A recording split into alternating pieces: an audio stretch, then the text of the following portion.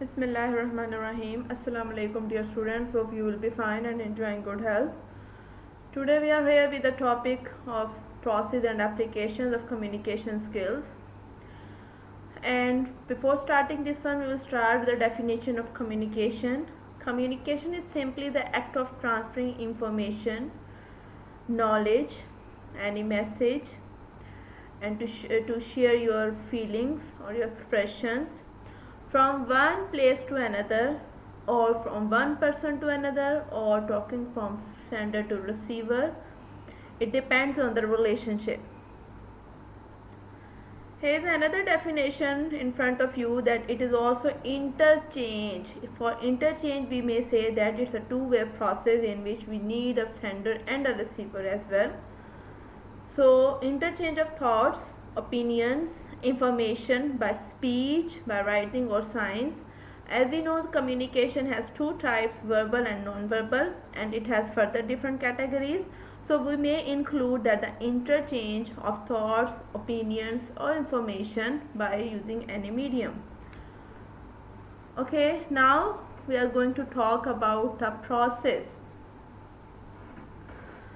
So we may say that the process of communication refers to the transmission of or passage of information or the message from sender to receiver by selected a channel, overcoming barriers that affect its pace. So actually they are saying that there are three major elements: sender, receiver and channel. And we have some internal and external barriers as well that we have to overcome while completion of this process. So in the next one we will see that there is a process. Number one, for the first one, sender, and next one is encoding. Sender is having some ideation, then he will change this idea and encode this one through proper language by selection of different words, and then it will become a message. The message will be conveyed, might be through the verbal or non-verbal, might be oral or written, might be formal or informal, and this channel will indicate that by talking to face, or by talking to about any through the social media, or talking to about might be they are talking about any other resource like presentation or discussion or something else.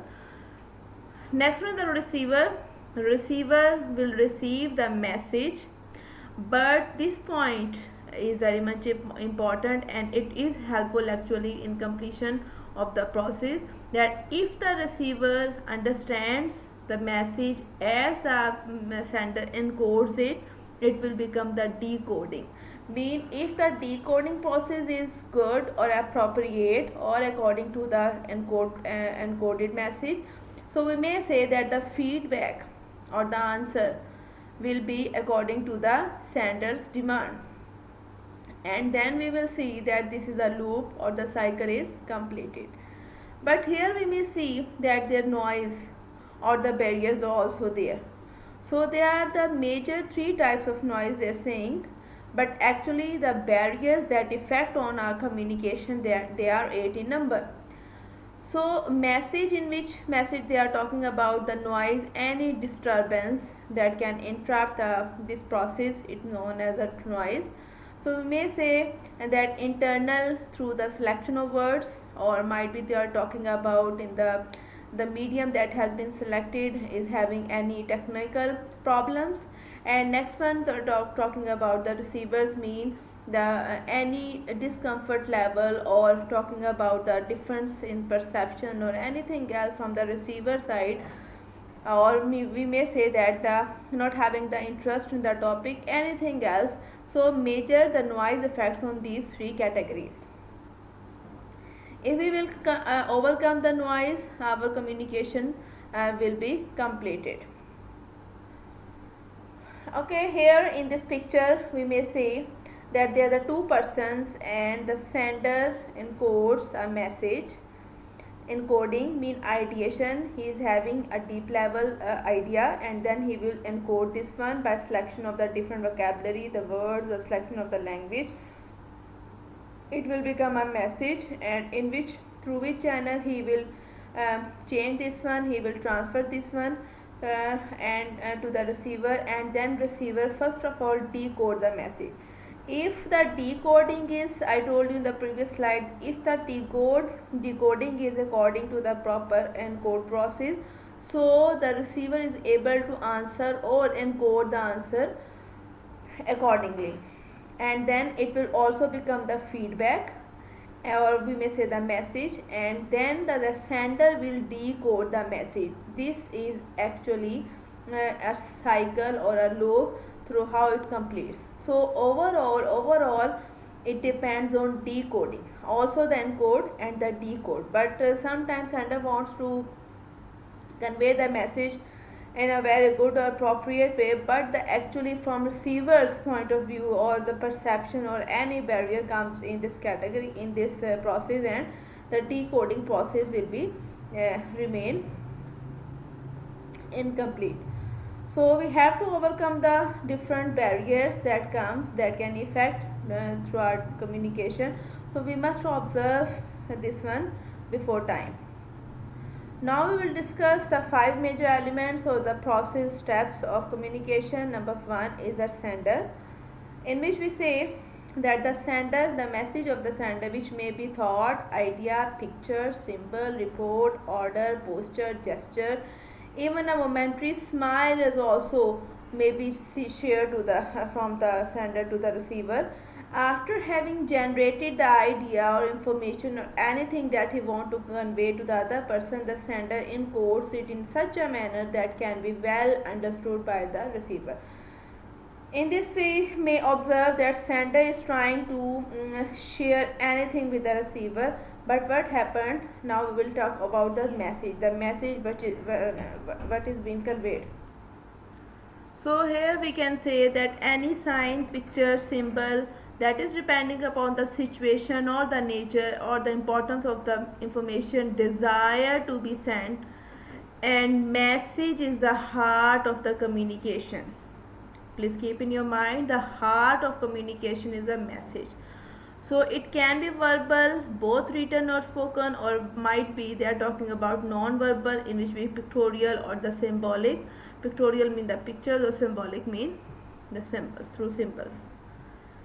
Very important step in coding is putting the targeted message into appropriate medium. The sender puts the message into a series of symbols, pictures, or words which will be communicated. Encoding is an important setup in the communication process. As wrong or inappropriate encoding may defeat the true intent of communication. First of all, if the sender is fail in sending the appropriate encodings, and then how can the receiver decode accordingly? So first of all, encoding is important one. Next one is the decoding. Another important step is channel. There are so many channels in which we may say that the telephone, cell phone, apps, television, face-to-face, or might be talking about discussions, presentations, or anything that how we want to talk to the other person. This is another example for you. These are the different channels. Next one is the receiver. Receiver is a person who receives a message, and it is actually the receiver who tries to understand the message in the best possible manner in achieving the desired objective. Yes, last word is very important. The desired objective means the desired feedback or desired, you may say that how the sender wants to convey the message. If the desired objective mean the perception, or the receiver receive the message in the same way as sender wants to convey it. Next one, decoding. who receives a message or symbols from communicator tries to convert the same in such the way extract its meaning to its complete understanding. Next one is the feedback is the important step in the process. After getting feedback, one loop is completed, not the whole communication. One loop is completed, mean one cycle. Then the feedback is given by the receiver, and he will become the sender, and he will encode the message, and then the receiver, and the first one person will become the receiver, and he will receive the answer, the feedback.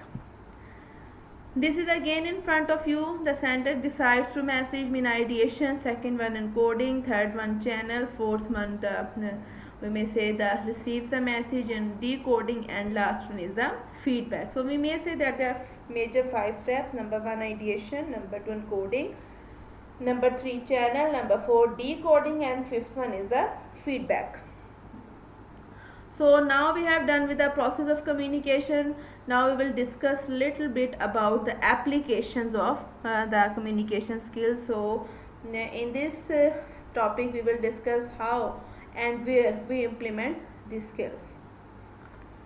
So there are major 4 categories. First one is interpersonal. Interpersonal means 2 or more people, but overall we may say the 2 people.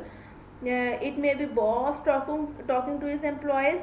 It may be parent talking to their children. It could be their friends talking to the team, the whole team. So might be we may say that the interpersonal is the message successfully transmitted from somebody who speaks to somebody who listens. So we may say that the speaker is one and receiver might be one or more than one. Yes, we may say that it requires one or more people to actually listen what is to what is to be conveyed and act upon that one. Second one is organizational or communication skills. Here they are talking about the formal communication and the professional communication, in which they are talking about all the business styles, and any organization, whether profit based or not, cannot exist without communicating within or outside the organization. So here are the different categories of this one.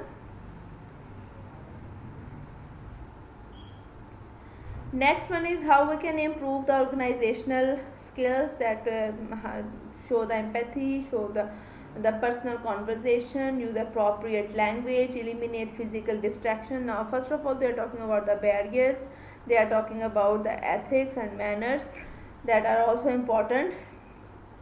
The demand of the organization, that we have to overcome this one and to improve this one.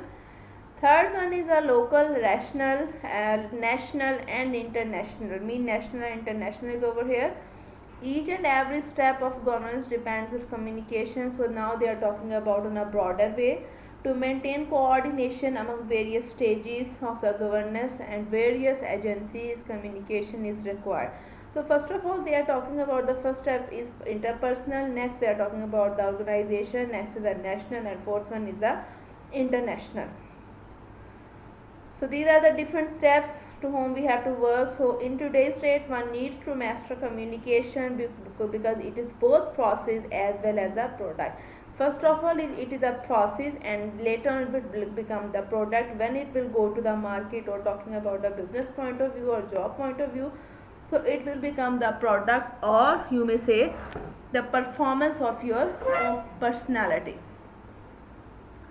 So we have to, first of all we have to work on the interpersonal skills, then we have to work on from the organizational point of view, and next one from the national, and last one is the international.